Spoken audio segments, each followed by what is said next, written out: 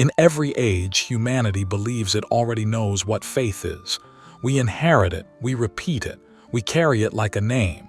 But the Qur'an whispers a deeper command. O you who believe, believe. A second belief, a higher belief.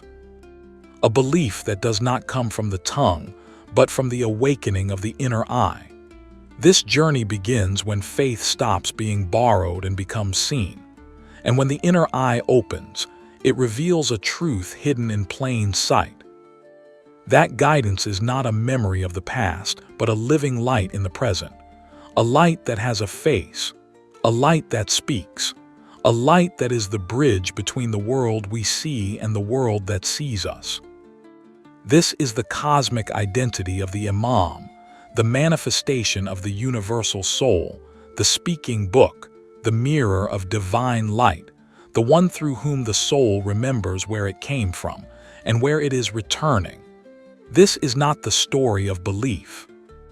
It is the story of recognition. The moment the soul wakes up and realizes it was never alone. Welcome to the journey from belief to inner vision. Bismillahirrahmanirrahim. Yo Ali Madad.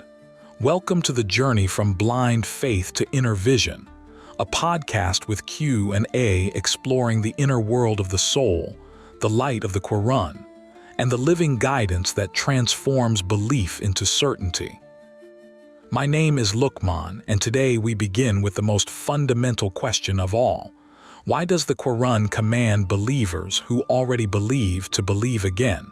The Qur'an says, O you who believe, believe. Chapter 4, verse 136. This is not repetition. It is a spiritual map. It tells us that initial belief is only the beginning. Inherited faith, cultural faith, traditional faith, these are the first steps, not the destination. True belief must deepen into what the Qur'an calls the knowledge of certainty. Chapter 102, verse 5. This is the moment when faith stops being something you repeat and becomes something you see. Every seeker begins by seeing the Imam as a human teacher, a moral guide, a leader of the community. But as knowledge grows, as reflection deepens, as the heart becomes receptive, something extraordinary happens. The believer begins to sense the light behind the human form. The Imam is no longer a man with light. He is the locus where God's light, mercy, knowledge, and command shine into the world. This is the beginning of recognition, marifah. And recognition awakens the soul from spiritual sleep. When this recognition dawns, the ego begins to weaken. The inner eye begins to open. The soul starts to align itself with the Imam's light, just as a ray naturally aligns with the sun from which it came. This alignment is the first taste of annihilation in the Imam, the dissolution of the ego in the Imam's light. Not the destruction of the self, but the destruction of separation, illusion, and ignorance. The believer begins to see the Imam not as a man like us, but as the manifestation of the divine names, the universal soul behind the veil, the sun of religion whose radiance gives life to the soul. When this inner seeing takes root, everything changes. The soul becomes illuminated. The heart softens. The intellect becomes clear. The believer's character begins to reflect the very light it recognizes. Obedience stops being duty and becomes devotion. Faith stops being imitation and becomes certainty. And certainty becomes union. This union, this annihilation, is the soul's return to its origin, the fulfillment of its purpose, and the realization of the path God intended when He commanded, O you who believe, believe. Thank you for joining me on this first step of the journey. In the next episode, we will explore what lies behind the Imam's veil. The universal soul, the guarded tablet, the speaking book, and why the Imam is the bridge between the Creator and creation. Ya Ali Madad Asmana. When I heard the verse, "Oh, you who believe, believe." I felt confused. Why would God tell believers to believe again? Isn't one belief enough? Mullah Ali Madad Azim. That confusion is the doorway to understanding. The first believe refers to the belief you inherit, the faith you are born into. The second believe is the belief you must awaken into. It is the belief that comes from recognition, from inner vision, from knowledge of certainty. God is calling you to rise from identity-based belief to conscious, illuminated belief with clear understanding. So, the repetition is intentional? It's not just emphasis? Exactly. The Quran never repeats without purpose. Repetition is a signal that there are two levels of understanding of the same reality. The verse is telling you, you have belief, now transform it, deepen it, illuminate it. But why can't I just read the Quran normally, like any other book? Why does it require this deeper engagement? Because the Quran is not a storybook. It is luminous guidance. And guidance requires aql, intellect, reflection, questioning. A novel entertains the mind. The Quran awakens the soul because itself is the heavenly soul. If you read it passively, you will miss the inner meaning. If you read it with intellect, the verses open themselves to you. So, when God says, believe, He's not talking about belief as a statement. He's talking about belief as a higher state? Beautifully said. Belief is not a sentence you recite. It is a transformation you undergo. The first belief is outward. The second belief is inward. The first is inherited. The second is recognized. The first is identity. The second is vision. Then episode 1 is really about moving from blind faith to inner sight? Yes. It is the shift from I believe because I was told to I believe because I know. This is the beginning of the spiritual journey. It is the moment that the inner eye prepares to open. So, what question should I be asking myself after hearing this episode? Ask yourself, what truth is God calling me to experience that I have not yet seen? Because the verse is not asking for more belief. It is asking for deeper understanding and vision. I understand now. The verse is not repeating belief. It's elevating it. Exactly. And that elevation is the entire journey of episode 1.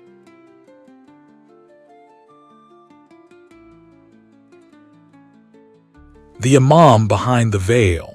In the last episode, we explored how belief deepens into certainty and how certainty opens the inner eye. Now we take the next step, a step into the mystery of the Imam's true identity. Because behind the Imam's human form, there is a reality far greater than the eye can see or mistake. Every Imam appears in a human attire. He walks, speaks, smiles, eats, and lives among people. This human form is a veil, a hijab. Not to hide the truth, but to protect the seeker from being overwhelmed by it. If the full radiance of the Imam's inner reality were unveiled at once, the soul would not be able to bear it. So, God, in His mercy, clothes the universal soul in a human form, so that we can approach, listen, learn, and grow. We should also know all lower souls are also clothed in human attire. Their light within is called the potential divine spark. The body is the veil. The complete light behind Imam is the reality and actual. The cosmic identity of the Imam. In the language of Ismaili wisdom, the Imam is not merely a spiritual leader. He is unique, the mazhar, the locus of manifestation. He is the universal soul, single soul, guarded tablet, speaking book, return of all souls, soul of souls. These are not metaphors. They are fundamental reality descriptions of what the Imam is in the world of meaning. The Imam is the point where the spiritual world touches the physical existence. He is the bridge between the Creator and creation. His humanity is the veil and a trial. His essence is light. To understand this, imagine the sun. God is the source of light. The universal intellect is the first creation. The universal soul is the second. And the Imam, his personal world, is the manifestation of both intellect and soul on earth. Human souls are rays issuing from that same sun of religion. A ray can never be separated from the sun. Souls are never separate from the Imam. The Imam is never separate from the souls. And the Imam is never separate from God. The term given is monorealism. This is the meaning of the phrase in the Qur'an, "Am I not your Lord?" They said, "Yea, verily," Qur'an 7:172. The light is one, its reflections are many. The Qur'an exists in two forms: the silent book, the written text; the speaking book, the living interpreter. The Imam is the speaking book. He contains the meanings. He unveils the inner truths. He is the living continuation of revelation. He is the guarded tablet in human form. His speech is luminous, the place where divine knowledge is inscribed. The silent book cannot speak. The speaking book cannot be silent. And with us as a book, it speaks the truth. Qur'an 23:62. This is why the Imam must be present and living in every age. Some people ask, is this not like saying God himself has come to guide the souls? The answer is subtle. The Imam is the vicegerent and light of God, but he is the closest manifestation of God's light. He is the mirror of the divine light. He is the mazhar of his face by which God is known. Qur'an 55:27. He is the means by which souls return to their source. The one who created the souls sends his own light to guide them back. Not God himself, but the one who is his light. In the deepest layer of Ismaili gnosis, the Imam is the origin of souls, the destination of souls, the healer of souls, and the collector of souls. He is the axis around which the spiritual world revolves. This is why recognizing him is not optional for any believer.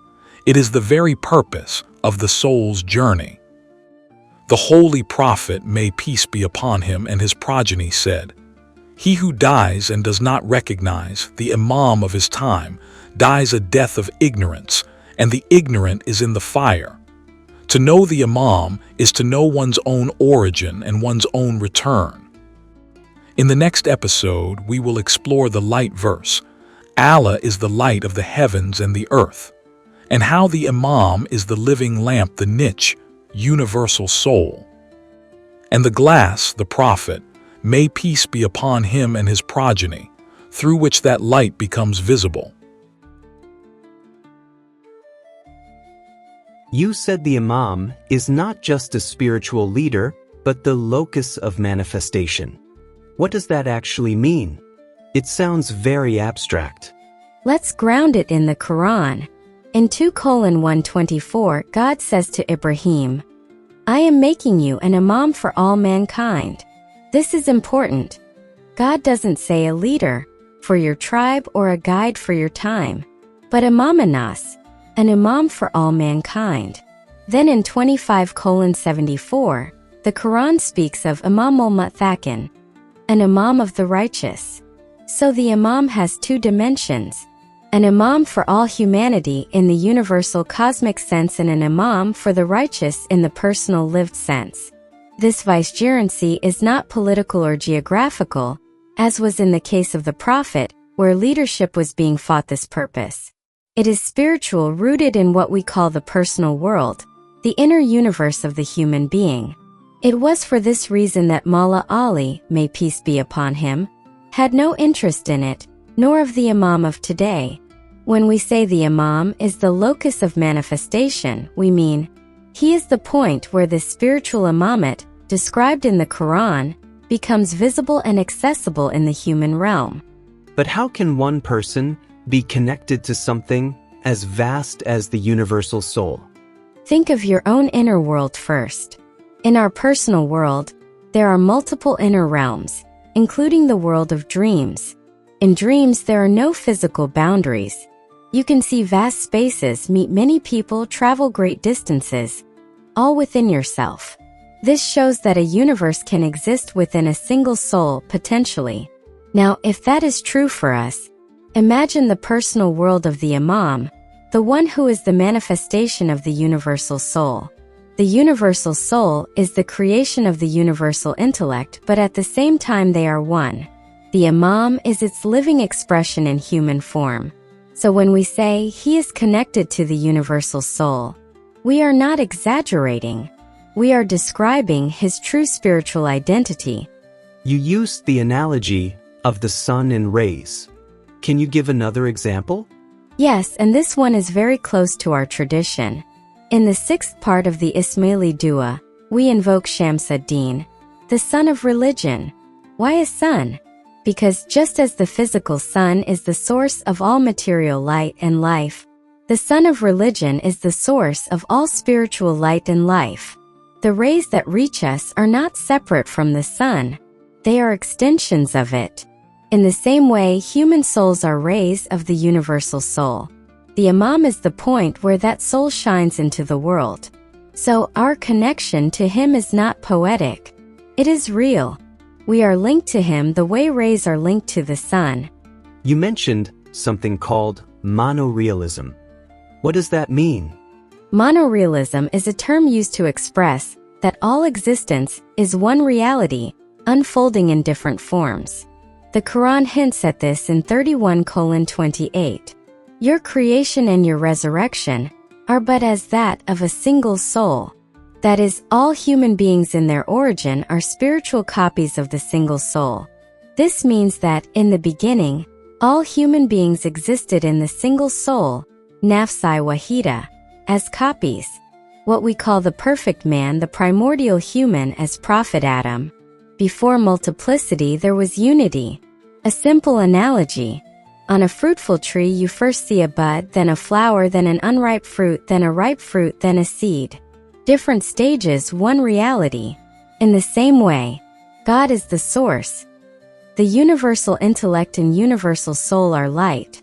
The Imam is the original copy of that light.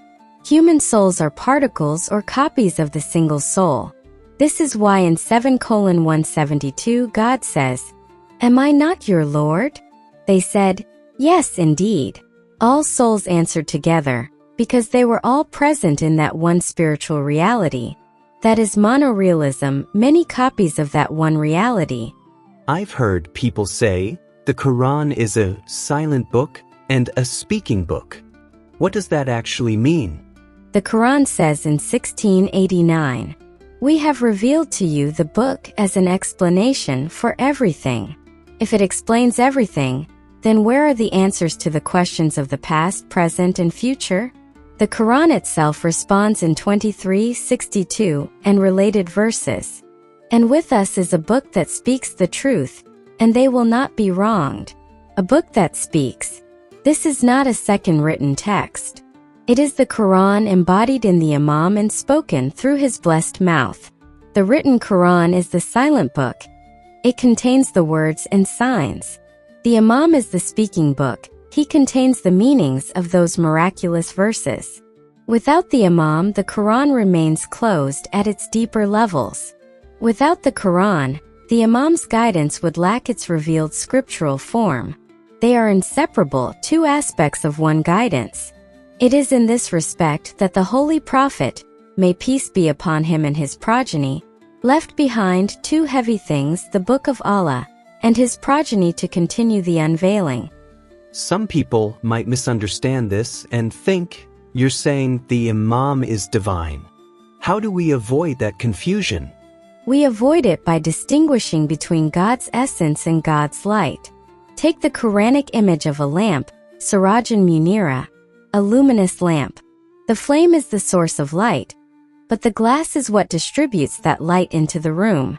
The glass is not the flame, but without the glass, the flame's light would not reach you in that way. In the same way, God's essence is beyond all form and beyond all manifestation. God's light, his guidance, his mercy, his knowledge does manifest. The Imam is like the perfectly clear glass of that lamp. the purest manifestation of God's light in the human world. You said the Imam is the destination of souls. What does that mean for an ordinary believer? The Qur'an gives us a very direct hint in 1771. The day when we will call every people with their Imam. Every people. No exception. This means that the Imam is the one with whom your spiritual journey is ultimately associated. In 1849, the Quran describes the record of deeds being laid open and concludes, "Your Lord does not wrong anyone." This means he will be the judge and who will take swift action on it. The Imam is the locus where deeds, knowledge, and spiritual states are gathered and weighed, not as an external judge only, but as the spiritual pole to whom souls are inwardly connected. So, when we say the Imam is the destination of souls, we mean that souls return to the source from which they came. And that source in the created realm is the universal soul manifested in the Imam. To know him is to know your own origin and your own return. So, recognizing the Imam is not just a religious duty, it's a spiritual necessity? Exactly. The Prophet said that whoever dies without recognizing the Imam of their time dies a death of ignorance. This is not just about legal obedience. It is about spiritual connection. Physical death is the limit of the time given for recognition. The question is, how long will you live without knowing the one through whom your soul progresses? The purpose of this worldly life is the recognition of the Imam of the time.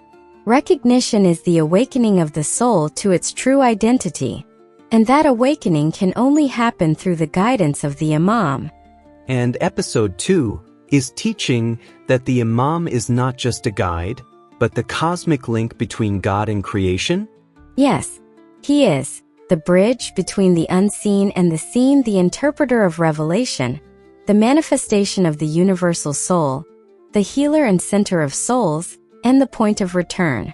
Reflection. These episodes remind us that Bay'ah is not a single moment. It is a three-stage journey of the soul. First, the primordial Bay'ah, in the world of souls, when every soul answered, "Am I not your Lord?" Yes, indeed. 172. This was the soul's first allegiance.